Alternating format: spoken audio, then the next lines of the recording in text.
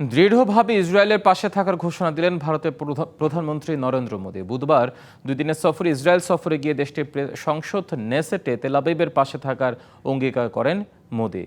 নেসেটে মোদী 2023 সালের 7 অক্টোবর ইসরায়েলে হামাসের হামলাকে বর্বর উল্লেখ করে হতাহতদের পরিবারের প্রতি গভীর শোক ও সমবেদনা জানান। তবে হামাসের হামলা নিয়ে নিন্দা জানালেও গাজায় ইসরায়েলি বর্বরতা নিয়ে কোনো মন্তব্য করেননি। বিশ্বব্যাপী সন্ত্রাসবাদের বিরুদ্ধে কাজ করার কথা উল্লেখ করে মোদী সম্মিলিত প্রচেষ্টার আহ্বান জানান। এতে টেকসই শান্তি এবং আঞ্চলিক স্থিতিশীলতা বজায় রাখতে সাহায্য করবে বলে নেসেটে দেয়া ভাষণে উল্লেখ করেন ভারতীয় প্রধানমন্ত্রী।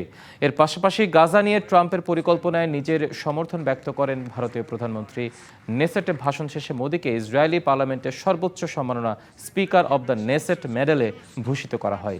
মোদী বিশ্বের প্রথম নেতা যিনি এই সম্মাননা পেলেন। বিশ্বের নানা প্রান্ত থেকে রেমিটেন্স লেনদেনে নগদ নিয়ে এলো হার না মানা হার অফার। সর্বনিম্ন 10,000 টাকার রেমিটেন্স নগদে পাঠালে স্বর্ণের হার জেতার সুযোগ।